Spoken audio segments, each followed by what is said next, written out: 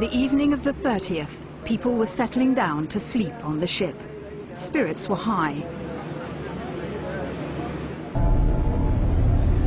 Mavi, Marmara, you are approaching an area of hostilities.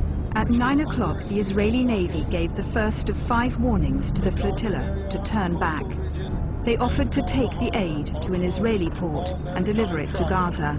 If you ignore this order and attempt to enter the blockaded area, the Israeli Navy will be forced to take all the necessary measures in order to enforce this blockade. The Israelis released what they said was the radio response from the flotilla. Part of it was defiant and abusive. Shut up, go back to Auschwitz. Was helping Arabs going against the U.S. Don't forget 9/11, guys. The recording's authenticity has provoked controversy. The flotilla's organizers insist they did not hear these comments being made. For the Israelis, it was a warning sign things wouldn't go that smoothly. The Navy commandos are highly trained, their job to intercept enemies at sea. They'd seized several ships, smuggling arms to Hamas and boats carrying aid to Gaza. There'd been little resistance so far. This time, the commandos received poor intelligence about what to expect on the Mavi Marmara.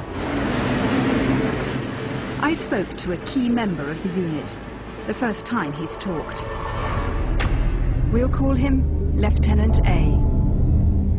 We thought that what we were going to encounter were a bunch of people that, at the most, are going to sit on the floor, maybe chain themselves to the ship's railing or something like that.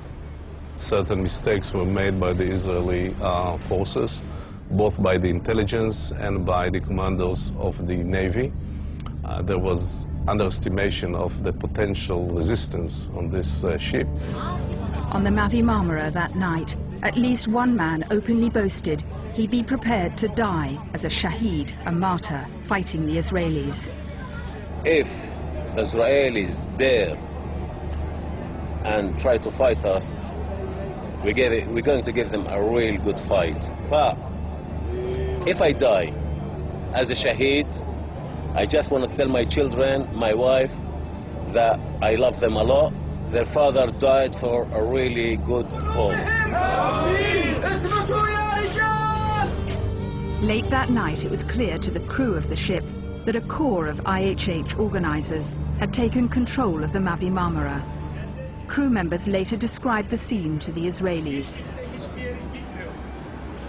Tabii tanımadıklarını geçirmiyorlardı.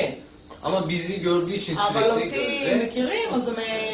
Beni hiçbir zaman durdurmuyor. Kaç kişi vardı aşağı yukarı iyi insanlar yani bu şeyde hani 40 Sürekli değişiyorlar mıydı aralarında yoksa aynı 40 kişi miydiler? Aynı 40 kişi. Otoman abi.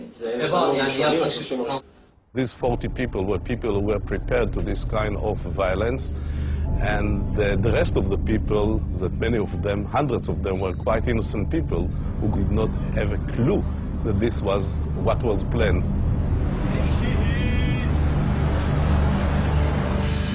Video shows IHH activists cutting metal bars from the ship's railings that night. We cut the metal bars from the ship at that moment. We didn't have many of them.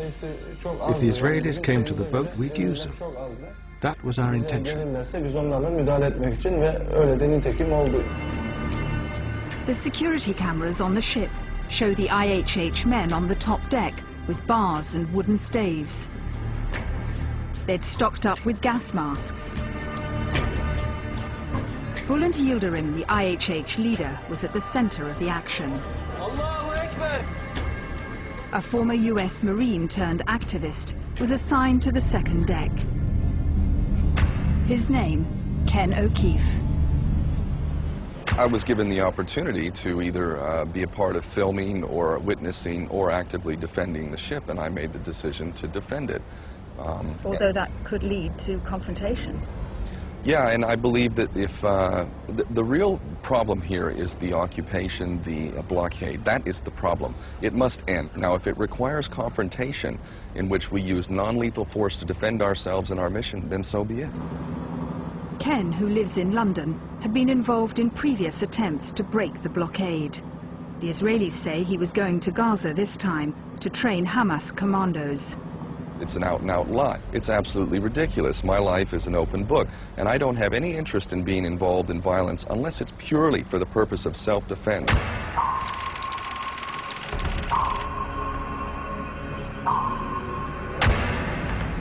In the early hours of May the 31st, the Israeli Navy started closing in.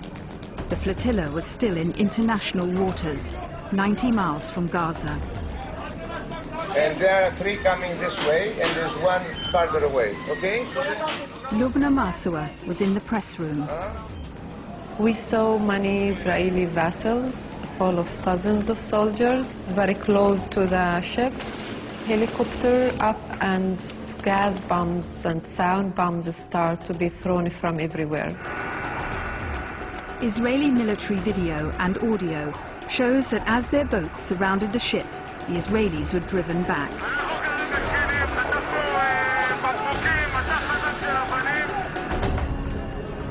The security cameras and other footage from the Mavi Marmara shows men wielding bars and hoses, and someone swinging a chain. Unexploded Israeli stun grenades were thrown back into the boats. Paintball guns were fired by Lieutenant A and the others. We came close, we put a ladder up to the side of the ship. A man with a chainsaw cut the ladder off, and they were banging on the railing, and they were throwing at us stones and, I don't know, junk that they had over there on the ship. Several soldiers got hurt from that.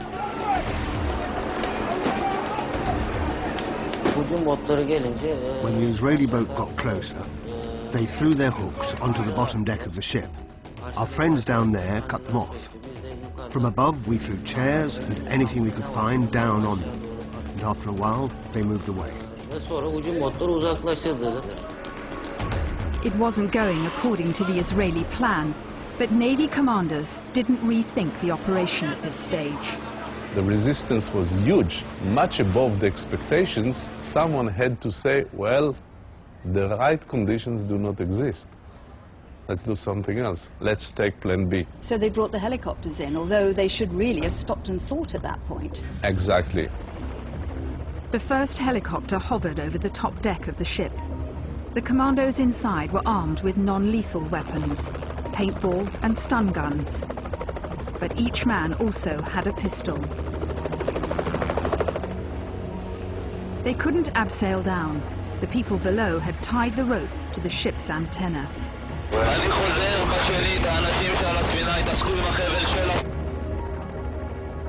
One of the Israeli commandos in the helicopter was Sergeant Y.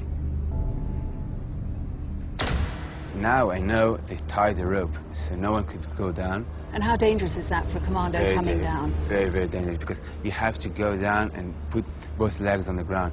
If not, you just drop from 15, 20 meters. So it's really, really dangerous. The commandos cut the first rope, abseiled out the other side of the helicopter. One of the first Israeli commandos on deck was Captain R. They came at me with knives and tried to stab me. I kept getting hit on my head, my whole body. They caught me by the arms and legs to throw me to the deck below. I fought back wildly and caught hold of the side. They beat my hands with clubs and I fell. Captain R was one of 2 Israelis who were cornered and stabbed.